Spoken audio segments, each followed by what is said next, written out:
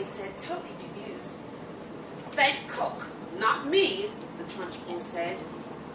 "Thank you, cook," the boy said. The cook stood there like a shriveled bootlace, tight-lipped, implacable, slice and try it. "What, now?" the boy said, cautious. He knew there was a catch in this somewhere, but he wasn't sure where. "Can't I take it home instead?" he asked. "That would be impolite," the Trunchbull said, with a crafty grin. "You must show Cookie here how grateful you are for the trouble she's taken." The boy didn't move. "Go on, get on with it," the Trunchbull said. "Cut a slice and taste it. You haven't got all day."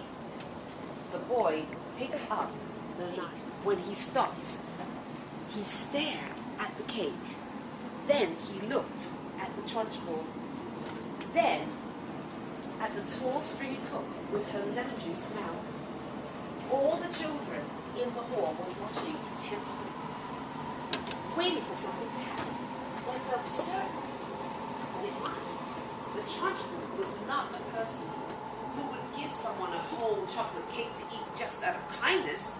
Many were guessing that it had been filled with pepper or castor oil or some other foul-tasting substance that would make the boy violently sick. It might even be arsenic. That's poison. And he would be dead in 10 seconds with no cut, taking Bruce Bogtrotter with it. No one in the school put it past the Trunchbull to do any of these things. "I don't want to eat it," the boy said. "Taste it, you little brat," the Trunchbull said. "You're insulting the cook." Very gingerly, the boy began to cut a thin slice of the vast cake. Then he levered out the slice. Then he put down the knife and took the sticky thing in his fingers and started very slowly to eat it. "Is it good?" "It is good, isn't it?" the Trunchbull asked. "Very good," the boy said, chewing and swallowing. He finished the slice. "Have another," the Trunchbull said. "That's enough, thank you," the boy murmured. "I said, have another," the Trunchbull said. And now there was an altogether sharper edge to her voice. "Eat another slice. Do as you're told." "I don't want to eat another slice," the boy said. Suddenly, the Trunchbull exploded. "Eat!" she shouted, banging her thigh with the riding crop. "If I tell you to eat, you will eat. You wanted cake, you stole cake, and now you've got cake. What's more, you're going to eat it. You do not leave this platform, and nobody leaves this hall until you have eaten the entire cake. That is sitting there in front of you. Do I make myself clear, Bogtrotter? Do you get my meaning?" The boy looked at the Trunchbull. Then he looked down at the enormous cake.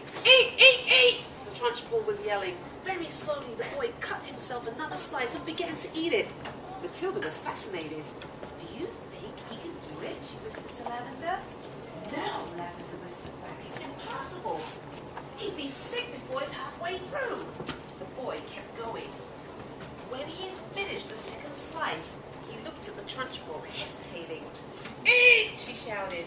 "Greedy little thieves who like to eat cake must have cake. Faster, boy, eat faster. We don't want to be here all day, and don't stop like you're going to do now. Next time you stop before it's all finished, you'll go straight into the chokey, and I shall lock the door and throw the key down the well." The boy cut a third slice and started to eat it. He finished this one quicker than the other two, and when he was done, he immediately picked up the knife and cut the next slice. In some peculiar way, he seemed to be getting into his stride. Matilda, watching closely, saw no signs of distress in the boy yet. If anything, he seemed to be gathering confidence as he went along. "He's doing well," she whispered to Lavender. "He'll be sick soon," Lavender whispered back. "It's going to be horrid."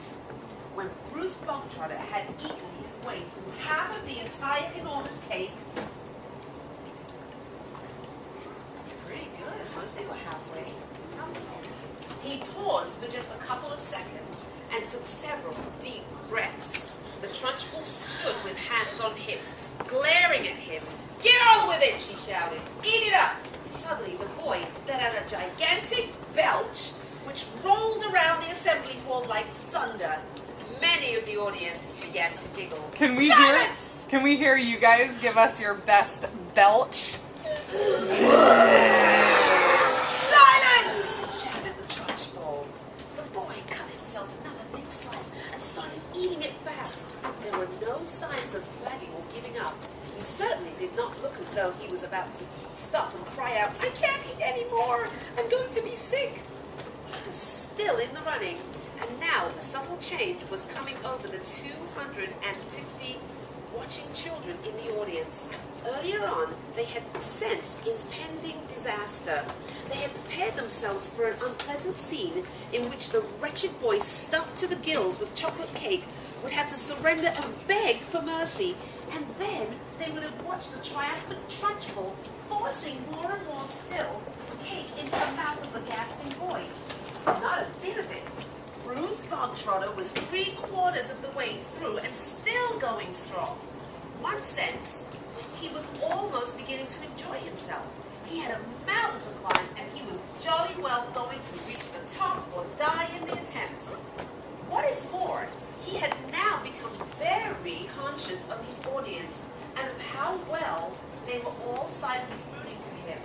This was nothing less than a battle between him and the mighty Trunchbull. Suddenly, someone shouted, "Come on, Brucey! You can make it!" The Trunchbull wheeled around and yelled, "Silence!" The audience watched intently. They were thoroughly caught up in the contest. They were longing to start cheering, but they didn't dare. "I think he's going to make it," Matilda whispered. "I think so too," Lavender whispered back. "I wouldn't have believed anyone in the world that they could eat a whole cake that size." The Trunchbull doesn't believe it either. Look at her. She's turning red and redder. She's going to kill him if he wins. The boy was slowing down. There was no doubt about that. But he kept pushing the stuff into his mouth with the dogged perseverance of a long-distance runner who was sighted the finish line.